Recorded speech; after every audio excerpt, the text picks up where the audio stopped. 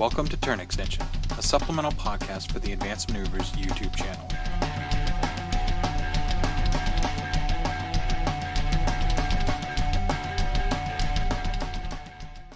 Hey everybody, welcome to an episode of Turn Extension. It's been a while since we've done it, but my name is Tony, or PolarBearCub on the forums. And I'm Kevin. Hey everybody, this is Devin, Cutthroat Cure on the forums. And this is Gaston. So, like I said earlier, we've been going for a while. We did our New Year's Eve podcast, or our New Year's Day after podcast, and then we kind of stopped for a little bit.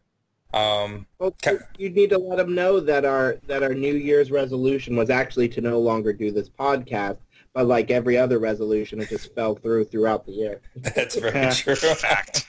So we fell off the bandwagon, which means we're back talking again. So recently some exciting stuff dropped.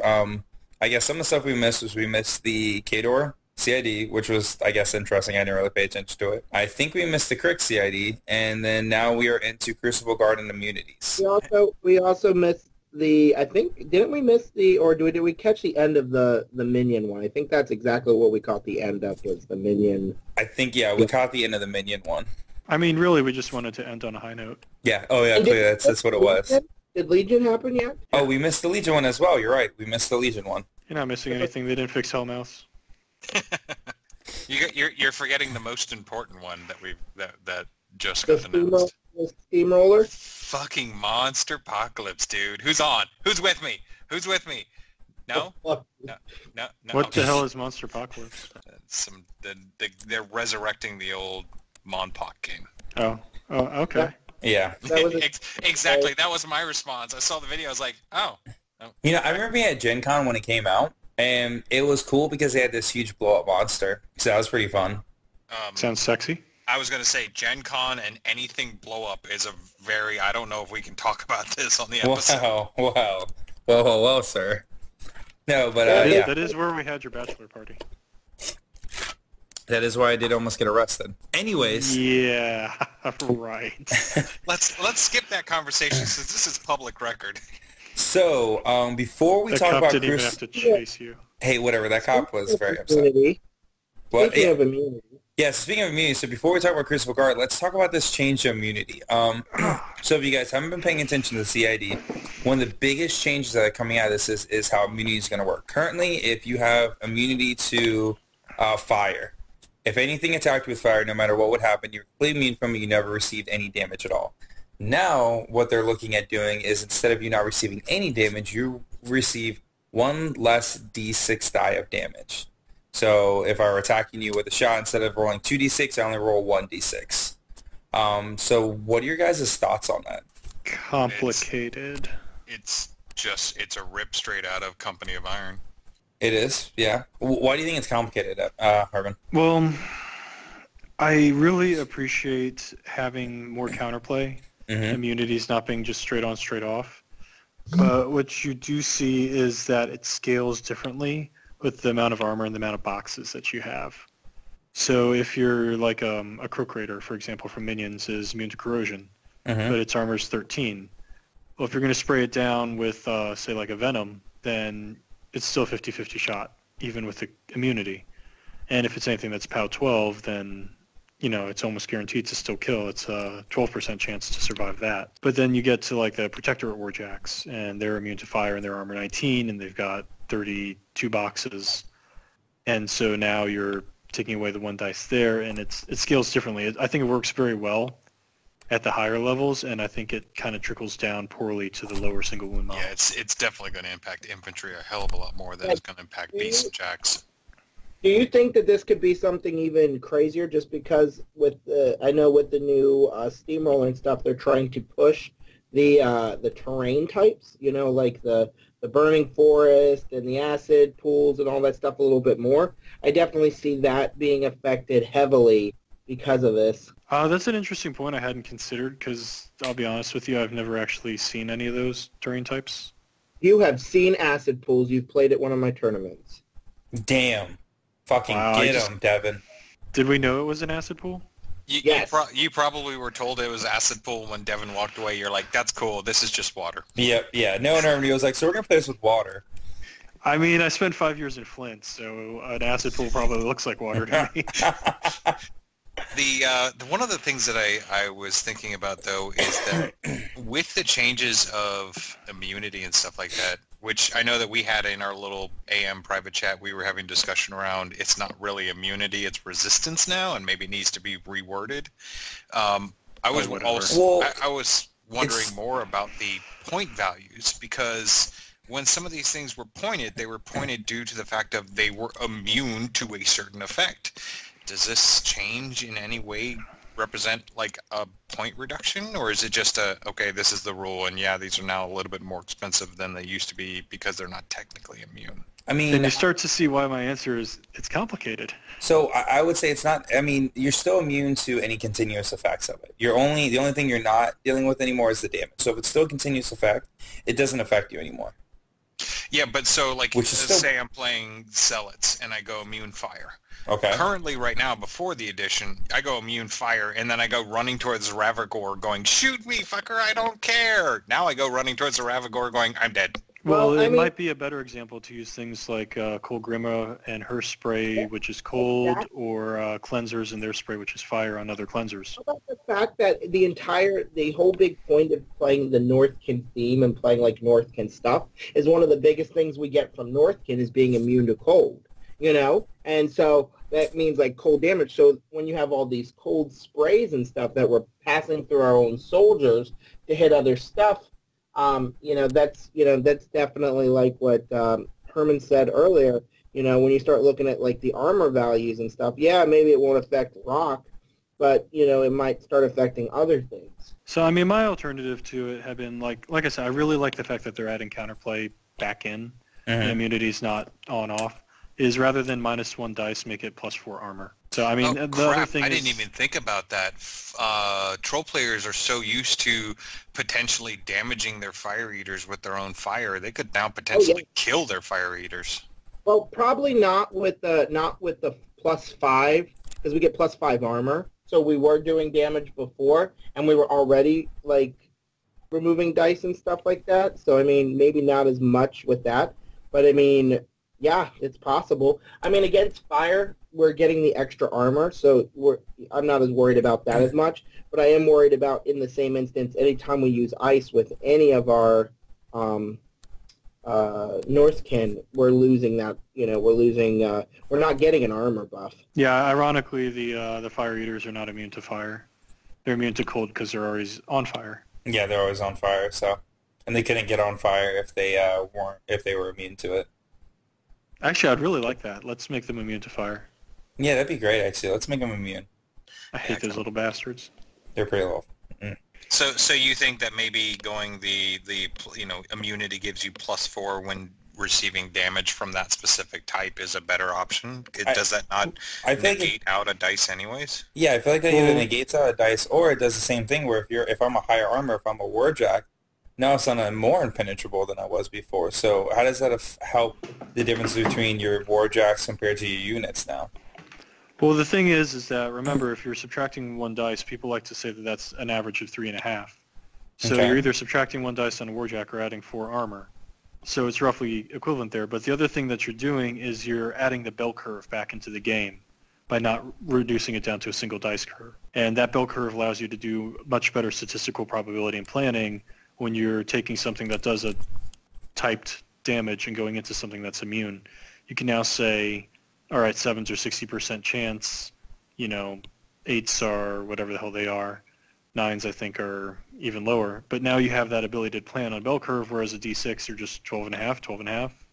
That's it. I think I also like the suggestion merely from the perspective of a new player because it reduces the potential of, okay, normally you roll 2 dice, except now you have to roll 1, whereas if you go with the +4 armor, it's, okay, keep rolling 2 dice like you do with all the other attacks, it's just I'm going to give you a different armor value. What are your thoughts on what this is doing to Nemo? I'm pretty okay with it. I think it's going to balance them out a lot because I think that a lot of things right now is, because now you can't target your own stuff to start arcing it off. Well, you can. You just accept that you'll damage it. Well, exactly, and that's what it is. You're gonna have to potentially damage your own stuff because you're still rolling 2d6 against whatever model you're arcing it off. So I think it's going to probably make him see less play. The other thing that's kind of interesting about it is things like the Hand of Judgments or the Firefly now actually have this thing where they affect friendly models that were originally immune. So all of Nemo's things that were immune to electricity are now not only going to take the electrical damage, but it's the +2 damage from the Firefly now affects them, or the +2 damage from fire on Hand of Judgment now affects Protectorate. Yep. So it's a little more dangerous too. But I think it's a good balance where the fact that before, if you were doing Signar versus Signar, you would either run the risk of, hey, I'm going to drop my Nemo list, potentially have to deal against his Nemo list, and now we're going to play a shitty game, or I have to drop my other list and hope to God he doesn't drop his Nemo list. It makes it to where there's more. I think it's a more enjoyable experience in all honesty. Well, yeah, I mean, and that's why I think most people receive it well, because it's adding counterplay. Yeah. Sorry, I didn't mean to interrupt you, Devin. Oh no, I was just gonna fuck with Tony. It's been too long. Oh, what are we gonna do? Don't worry, I'm ready. I was gonna say you're playing Signar. There's nothing fun about that. No, you know what? That's why I'm not playing Signar anymore. Oh no, you were going to this most balanced of all of the new Warcasters, weren't you? Dude, Locke is so awesome. I'm just saying, Convergence is pretty much full faction at this point. We've got 7 Warcasters. We're fucking getting up there. Well, let's dive into that since we're on that. What's going on with the Crucible Guard CID? You're welcome for that segue. I liked it. So, all right. So, if you guys, that was the other big thing. So, the Crucible Guard CID came out. So, I'm really excited about it because I think the casters are really cool. Honestly, it's for me. I've been going back and forth what I was going to do with the game. I really like I like the game a lot, but I haven't really been playing it very much. A lot of the stuff that I was doing with the first 2 months with like my daughter's birthday and renovating my bathroom and everything, that's finally over. So I've kind of got more time now to actually put together models and paint. And with Crucible Guard coming out, I was getting excited because I want to see something new. And one of the cool things that came... Oh, sorry, guys. One of the cool things that came out of Crucible Guard was a Convergence caster also came out of Crucible Guard, which is something I did not expect. I don't think anyone expected after they said Prospero wasn't going to work for Convergence. No one would have seen that. No one really would expect to see it merely because of the fact that you just got a caster. Yeah, we just got a caster right in December. Is this a dual caster? He'll work for both Convergence and Crucible? Yeah, so he'll work for Convergence and Crucible, and this is the interesting thing. If he works in Convergence, currently he can also take Tauros and Vanguards in his armies. Which are the new Crucible Guard Which are the new Crucible Guard ones. Because they have Maker's Mark, it says they will work with a Crucible Warcaster. If I am playing Locke in Convergence, I currently, as rules is written, I could have some Warjacks on the table that have inductions and also other Warjacks that have power-up ability. Now, it's only in Convergence. He cannot... I was going to say, do you think they're going to do something like they did with Old Witch, Witch 2, where she's either a Khador caster or she's a Grim King caster, you know, because even though she has some...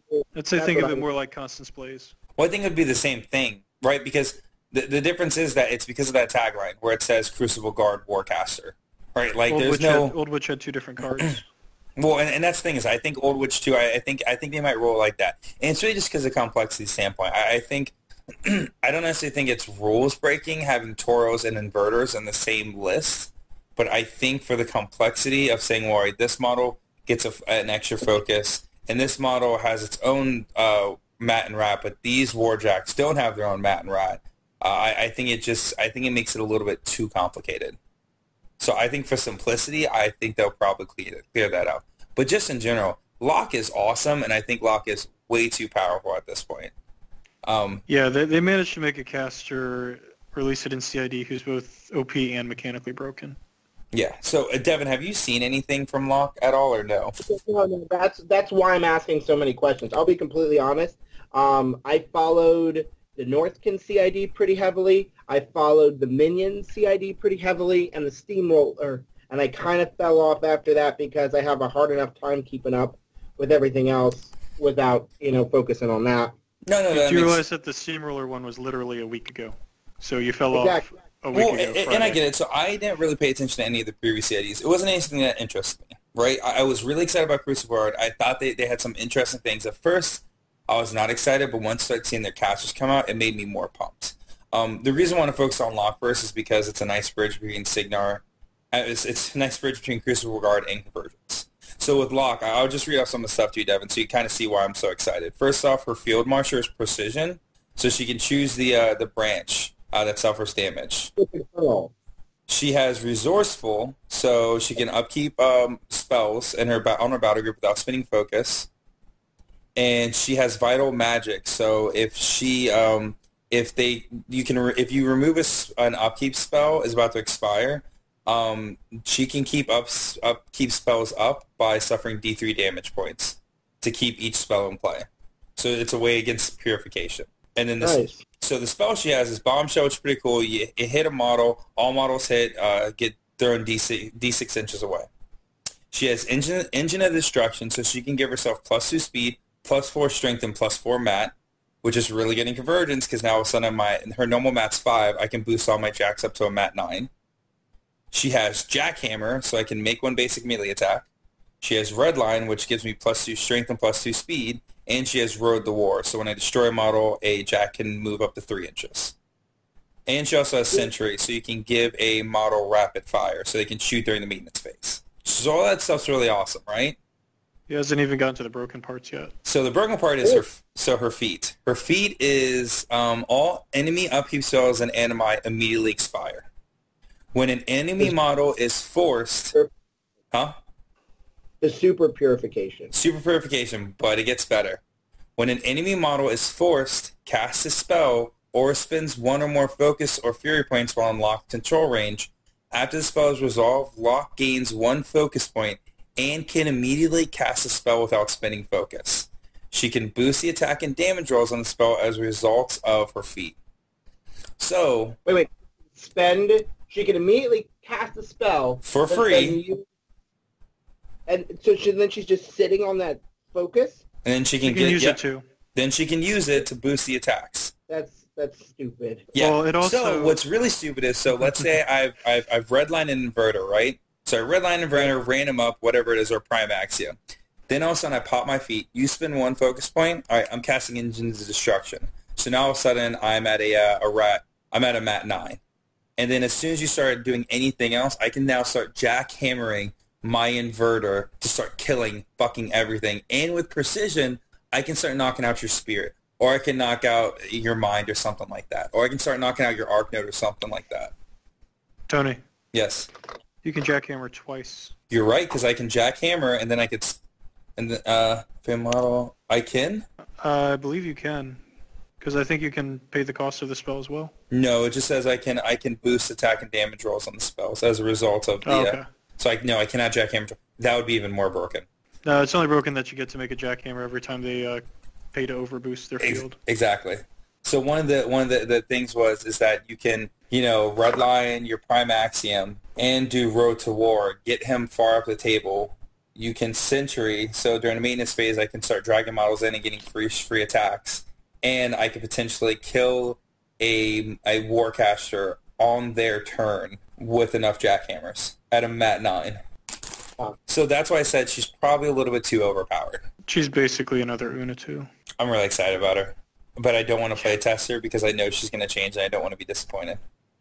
Yeah, I don't know. I mean, you should play what excites you, but if it was me, I wouldn't bother. Yeah, but just in general, the Crucible Guard in general makes me excited. One of the things we talked about before the cast started, before Devin got on, is they have a potential for an 8-point armor swing.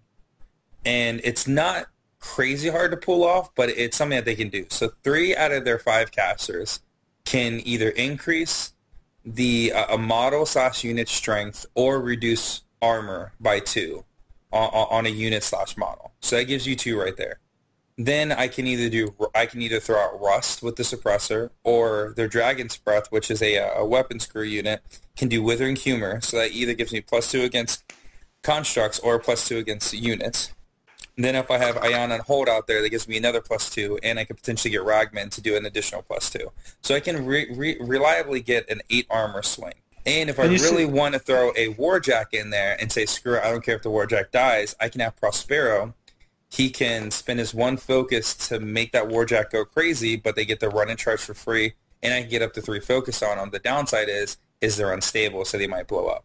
But if I don't care about the Warjack, screw it, I can throw them in there. If I'm going against Colossal, I can have a huge armor swing in one turn to decimate a Prime Axiom or any type of Colossal, really.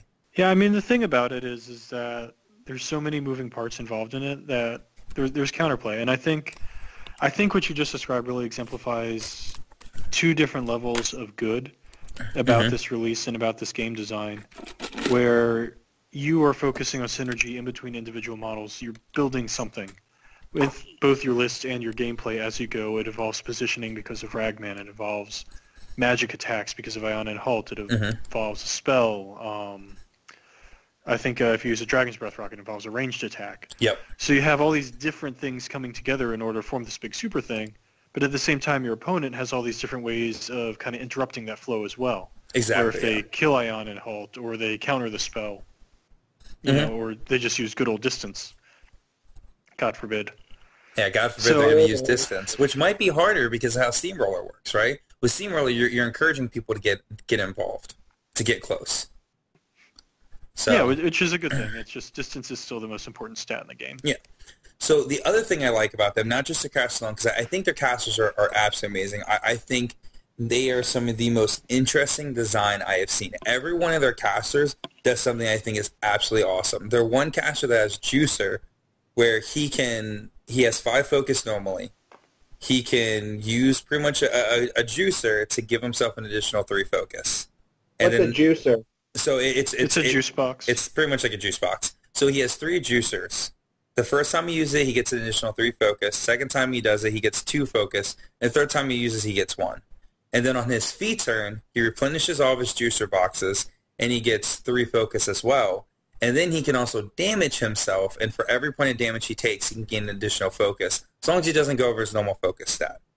So you're looking at, on a fee turn, I could potentially start off with 8 focus, spend all my focus down, pop my feet to get 3 focus, and then hurt myself for 5 more to get an additional 5 focus. So one turn, I could have 16 focus. You can't go over the 5, so it would be like... No. That plus 3... ups your focus stat. That plus 3 ups your focus stat. You do have to hurt yourself for 8, though. Can you drink... No, you only have to hurt yourself for 5. It ups your stat. It doesn't up your current focus pool. It gives you 3 additional focus, I thought. Give me a second. It gives you plus 3 focus. Can you drink from the juice box more than once in a turn? No, you cannot. Okay. No. So Herman, reading how Juicer works and how the feet works, it gives you an additional 3 focus right away when you pop your feet. Now, do all you gain plus 3 focus for 1 round. It doesn't increase your focus stat by 3. It gives you 3 focus. No, it's capital focus. The stat is called focus. Then that would mean that Juicer never works properly, because if it did, it says the model gains plus 3 focus 1 round. So if you read how Juicer works, and that's how they actually talked about it on the live stream as well, so they might need to rewrite how that works, but the way how Pagani was talking about on the stream, that's exactly how it works, because he said you can give him up to 16 focus if you do these steps. Give me a second here. What the hell is the guy's name? It is Lucas. Mori? Yep, Dean Mori.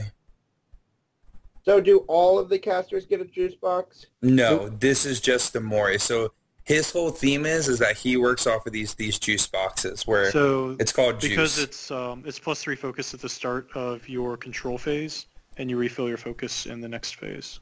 Yeah, but if you read it, look, the effects of juice immediately expire, and Lucas gains plus 3 focus for 1 round. Right, and then if you go to Juicer, at the start of each of your control phases, if you do so, you gain plus 3 focus. Yep. At the start of your control phase, you gain 3 focus. You go from 5 to 8, and then you refill your focus up to your focus stat in the next step of the phase. So I think the reason why they said plus 3 focus is so you can get up to the 8. But my understanding of it was that I could be wrong, but I thought that that's why you popping the juicer first, then you overdose, you get your 3 focus, and then you get additional 5. I could be reading around, but I thought that's how it was explained. If any of our viewers are listening, know the answer to this, definitely pop it down in the comments below. Yes. I'd like to see. Especially if I have to play against it tomorrow. Yeah, especially if I play against it tomorrow. But just each one of their casters does something cool. Yeah. And their units themselves do cool things. Now, Herman sent me this one thing where a person was complaining that Convergence was really not as cool as...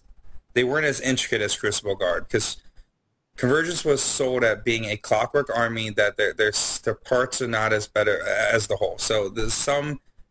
whatever the fucking fancy term, I can't think right now. The sum is greater. The sum of the whole is greater than the individual. Exactly. So a lot of they were shown as saying, hey, with Convergence, you can build all this cool shit to make a really cool, like, Rue Goldberg machine and destroy your army. And they don't do that as well as Crucible Guard. Crucible Guard does it really, really well because their small base units, their traditional art can either give themselves corrosion, they can give themselves fire, or they can make their weapons magical.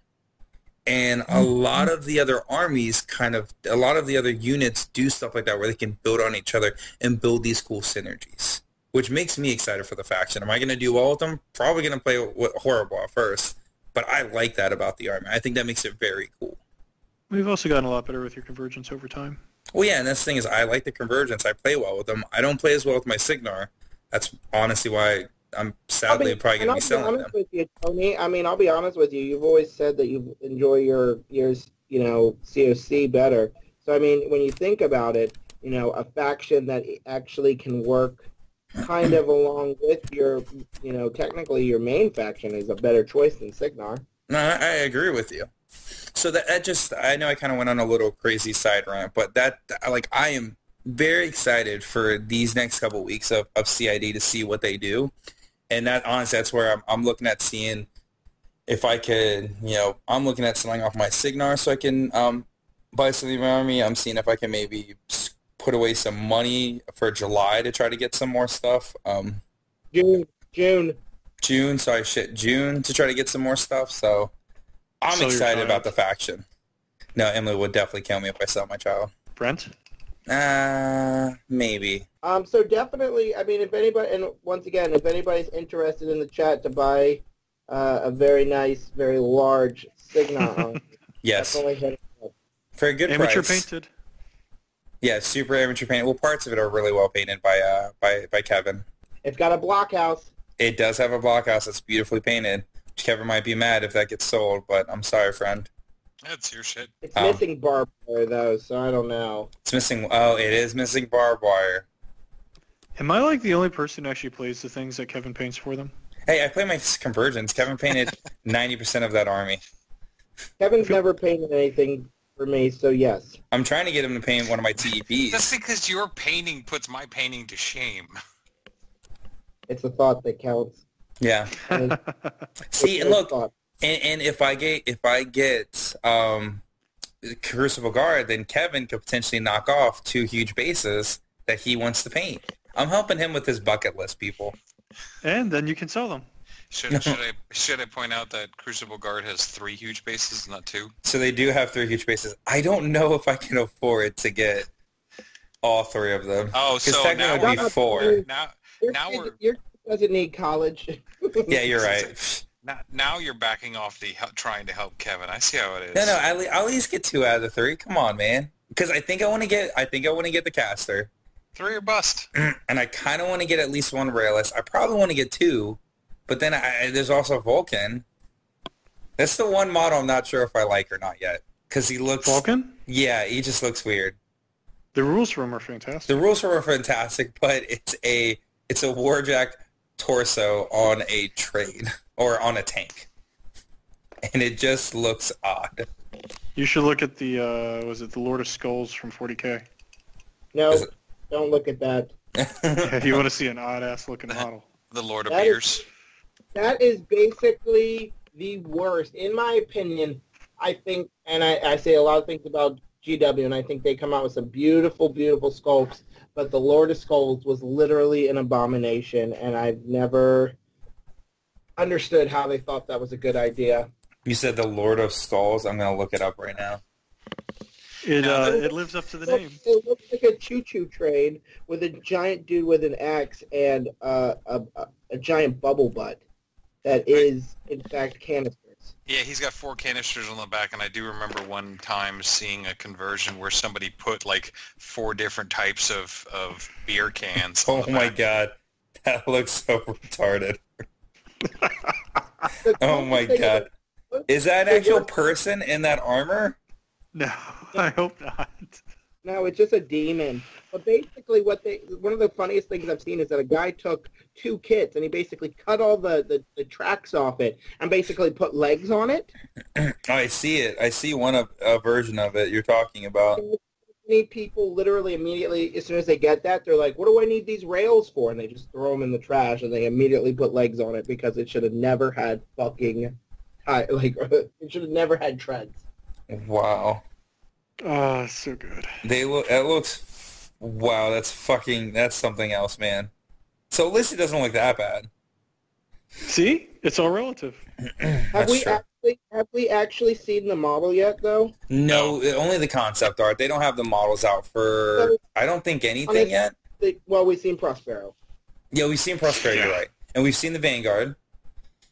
Yeah, so honestly, the concept art is one thing, but, I'll be surprised. I'll wait to see the model because I'll be honest, there's been concept arts I've seen before, and I've been like, but then the model comes out and I'm like, okay, that's cool. The Earthbreakers concept art was kind of goofy looking. He looked like a giant crab. And then- Yeah, that's true. Well, hang on. The model you lived up to seen- the concept. I was going to say, have you seen an Earthbreaker lately? Not a crab. Dude, you get crabs from looking at that thing. There's a guy in our shop who literally painted his to look like Mr. Crab from SpongeBob. What do you mean, not a crab? Listen, he was also drunk. I can only assume. Fact. Maybe. Hashtag alternate facts. Hashtag Mr. Krabs was not a good character. So anyways, Hashtags. pulling I don't things remember back Mr. to Krabs. your new faction that you're super excited about. Yes, I'm very excited about the new faction. Because the goal is actually tomorrow I'm going to meet up with Gaston for a little bit. I'm going to try to play at least one Convergence game and maybe get in a Crucible Guard game. And then afterwards I'm heading south to Fredericksburg to play maybe 1 or 2 more games. Probably Should be, a Crucible Guard. Sidril, I think is his name on the channel. Probably. Yeah. He plays a Grimkin. So yeah, and I'm going to Pokey's first to go grab the models for him that I think you gave to Pokey, Devin. You gave the Soulless gave the Pokey, and now I'm getting it. So if you would have listened to my text message like a month ago where I said just give them to me and I'll give it to him, everything would have How am been I fine. welcome to you? I see you less than anybody. Hey man, I'm just asking. Okay, I'm just so- saying. So if we're done talking about gaming stuff, then we might want to do final thoughts. So what are your thoughts on the act? They put the units in the CID, right? Yeah, they put the entire thing in. It's about 32 pages. I think it ends up being total of like 29 models altogether. So now, are you saying 29 models, and then that's including like an entire unit as a model? Yeah, or- yeah. So 29 different entries, I believe, is total. That actually seems high. So between It does seem high. so it's a 32-page document. One of their casters is 2 pages long. Somebody count. And one of the solos, And one of the league solos is 2 turns into pages a long. beast. But you also got to think you got Vanguard, you got Gorman, and you've got Hutchuck. So that's 3 models right there. True. And Gorman gained a point of Rat. So he's a Rat 6 now instead of a Rat 5. Hutchuck is a Crucible Guard? Huh? Gorman and Hutchuck are. Well, I knew Gorman was, but that's kind of... I'm glad that they're giving Hutchuck some love there because, he doesn't carry the alchemical stuff around. So that's... I like that. I really enjoy that. The only reason Hutchuck's in there is because they changed Rust. So now it affects constructs, not just Warjacks. But, he's part of the faction, right? Like, he's like... I don't believe so. That's what I'm saying. That's what I No, enjoy. he's a partisan. Oh, go figure. Because I know he carries, like, the alchemical, like, things kind of like Gorman, so I would think it's kind of cool if he was, like, he's been secretly, like, a Crucible Guard the whole time. I think that'd be a baller. So including the unit attachments, it's 28 entries, including the unit attachments. That's really cool. Yeah, it's a lot, which is a little overwhelming because I'm trying to figure out what I want to play.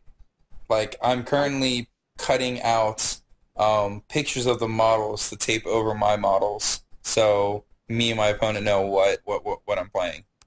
Why don't you just buy an MDF, why don't you just buy some square circles that have, the names on it? And then you could do that. I heard people do that before. Yeah, but it involves me going to buy things. And I got to find them. And I don't know where to find some MDF circles.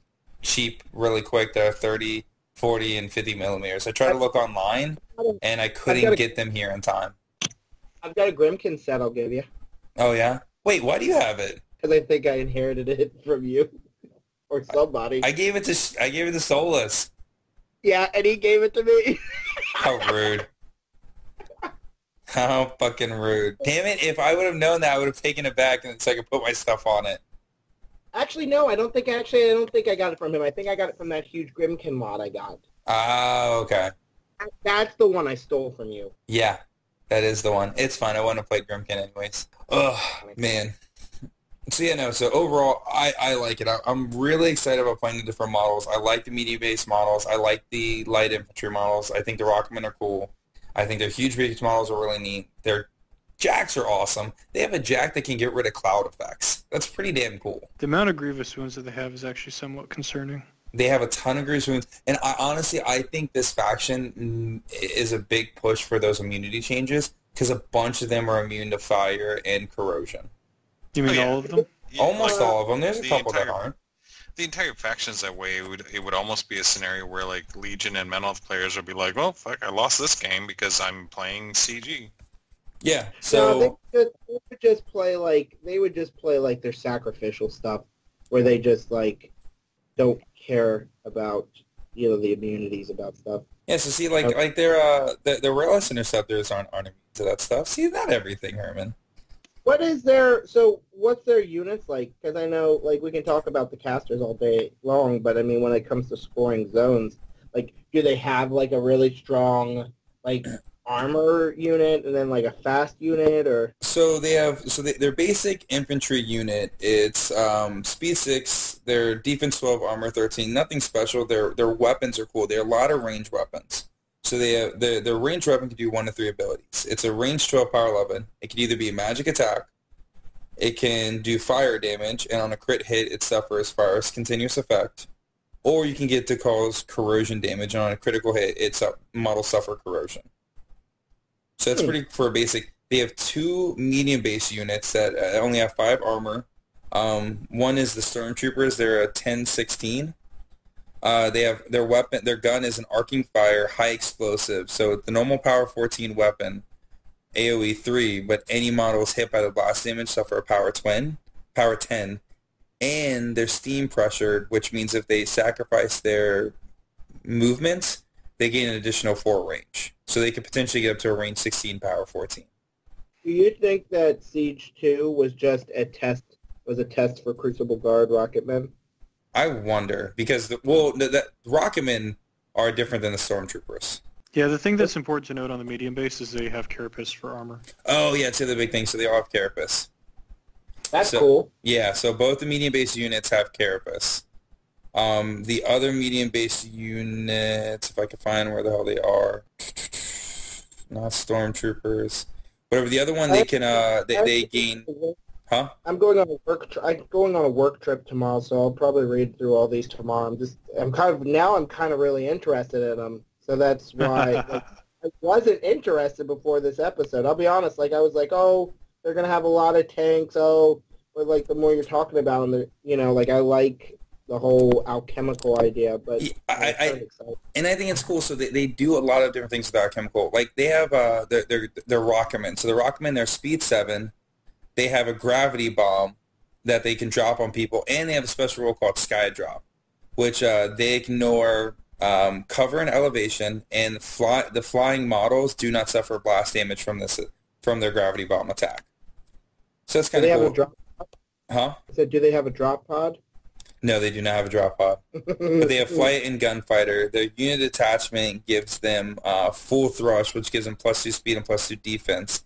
And they get repositioned. And there's also a solo called Rocketman Ace, which he has a dogfighter ability, so he gains boosted attack and damage rolls against models with flight. And he also gives out dodge. He gives out dodge. That's cool. Yeah, so they get pretty awesome. And he He dies first. well, his special ability, actually, he can also shoot his gun and drop a gravity bomb. A lot of the other models have cumbersome, so they can either shoot a gun or drop their gravity bomb.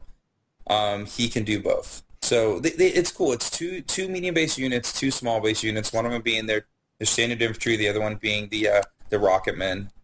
They have some cool solos. They have a Warcaster attachment. That one model that was Max, so it was the girl, and then turned into the giant beast. That's their Warcaster attachment.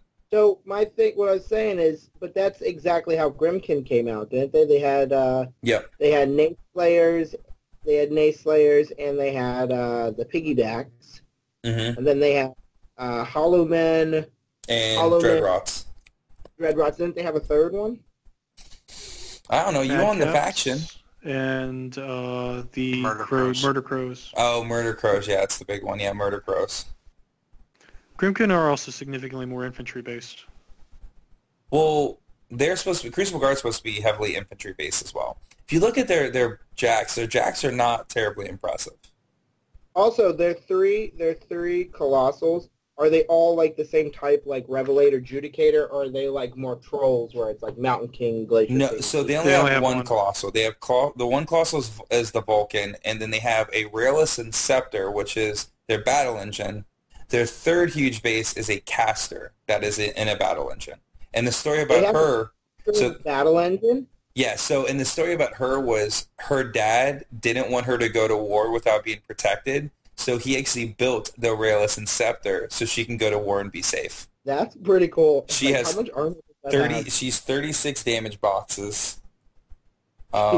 Yeah, she has the highest amount of damage boxes in the game, and she's based off of the Raelus Interceptor. That's 36 as well. So she has armor 19. Wait, who has 36? The Raelus Interceptor does as well. Raelus has, yeah, so she has 36 health. She's an armor 19, defense 10. She also has reposition 3. So, and she has veteran leader, so if the Raelus and Scepters are in her command range, they get +1 to attack rolls. That's cool. She's a cool caster. Her feat is everyone Raelus and Scepters and her gain running gun, or friendly faction models gain running gun, and friendly faction construct models gain boosted damage rolls, and their weapons gain magical for the round. For the turn. No, I'm totally here. He's just quiet. Okay. He's a thinker. I'm letting Toady completely gush over this because I know this is like something that he's super, super excited for, and legitimately, I'm excited with how excited Tony is. Yeah, I'm sorry I'm still in the cast so much today, guys. We can wrap up if we want to, by the way. No. I'll be honest, Tony. As long as you're having fun and stuff, it's like I've always told you before. Like, I'm willing to go to great extents to make sure that you're back in the game and having fun. As I said right before the cast started. Yeah. Yeah, I mean, as long as you're talking about models and not your delivery schedule. My what schedule? Delivery schedule. You're ridiculous. You realize you're picking up Tyranids, right? I'm not picking up Tyranids. I don't even know what Tyranids are. They're bugs. They're 40K. Oh, that's why I don't know. Oh, that's what I'm picking up for him tomorrow? Yeah. Oh, he told me that, and I gave him a disapproving look. And his exact words were, well, Gaston didn't judge me. And I was like, well, that's for him not to judge. I was going to say, did you give him the disappointed dad look? Yeah, I sent it to him via a GIF. So a piece of another information for anybody, because we were talking about Monpok earlier. Also releasing at Adepticon will be a new, the 4th bust by Privateer Press, and it's Sorsha 2, and it's awesome. Which it looks really cool. It's such a cool bust. It's definitely a neat one. Like, I'm pretty impressed with that bust. Really? Can I not get a phrasing? No, I'm right there with you, dude. I'm like keeping my mouth shut the entire time. Like, it's extremely inappropriate of them to be selling Sorsha's boobs. Yeah. No, she's definitely the bustiest bust. You guys are terrible. We're back, What? and classier than ever. Hell I yeah. had nothing to do with that. We took 4 months off just to make sure that we came back as old men. Okay. So what I will preface is the next episode we put out, I will have at least one game of Crucible Guard played. So there'll probably be more Crucible Guard talk for anyone who does not want to hear about them or care about them at all. I apologize in advance. We're also going to keep up with where this immunity stuff goes because that's going to affect every faction. Yeah, there was a dev talk yesterday about it. I didn't go through and look at it, so I don't know what the final, like when they ended it, what they were talking about. I'm curious to see where that goes. They just said they were going to look at the suggestions. Okay. All right. I don't know. I almost feel like, I know where my kind of, I guess my final thoughts on is that I really feel like Crucible Guard, very much akin to Grimkin, is going to be one of those factions that's either going to be win big or lose big, because the Crucible Guard player has got to know what his army has to have to function, and if you don't position those right and your opponents know to remove Gorman and this guy and this girl, and you've now lost, your POW goes on no higher than 16, that's going to be a real hindrance to the Crucible Guard player. So I think my knee-jerk reaction is just like Grimkin. I don't know if Crucible Guard's a new to the game friendly faction. But I think that's why they don't also have like a battle box, which is where they try to get, let's be honest, Privateer Press still pushes people even without the press ganger program into buying battle boxes. That's where you should start. And neither Crucible Guard nor Grimkin have battle boxes, I think, because personally I believe that they're more advanced armies, which sucks to say, hey, they actually have a faction that's like an advanced faction, but I mean that's just kind of the simple truth of what it is. Well, they're intended to get more money out of old players. Success. So I agree with what you said, Kevin. I think the other big thing about them is I think you, as a player, my initial thought is you're going to have to be someone who can adapt to situations even more so, because I think their ability to be able to adapt throughout the game is really awesome, but I think it's an inherited weakness because I think you're going to be burning a lot of time on the clock when you're trying to set these synergies up. Do you think that... I think that's just going to be a gameplay. I think the more you play the game, the more you get that muscle memory, the less it's going to be a clock issue. Maybe. What were you saying, Devin? I don't remember. I apologize for cutting you off, Devin. No, Kevin, you're completely fine. I was going to say that, do you think, I wonder if, because one of the things, as I got to play Grimkin quite a bit recently, do you guys think that Grimkin's going to be a bigger issue for the person who's playing it or the opponent? Because one thing I'm learning with Grimkin is that you can play Grimkin half-assed, but your opponent's going to have such a, if they don't know it, better than the person who's playing it, they're going to have an issue. I think it is going to be easier to play into Crucible Guard than it is to play into Grimkin. I think so as well. I think because you're not dealing with a new mechanic. And their feats work like regular feats, right? Yep, yeah, their feats work exactly like a normal feat. They have nothing that's mechanically new to the game. Also, the other difference between them and Grimkin is that at any point in time, technically you have it with Grimkin because they can't keep their Arcana secret, but like you can't be caught off guard by something because it's always present. There's no trap trigger or anything like that for Arcana. It's like you can't. Gorman's not going to randomly throw a bomb at me because I got too close. Unless it's Lock's feet turn. And then I'm going to jackhammer some bitches real hard. There you go. Come at me, bro. You got to do a third one. All right, guys. What? Anything else before we wrap up? Yes, sir. All right, guys. I want to thank everyone for listening to another episode of Turn Extension, and have a good one.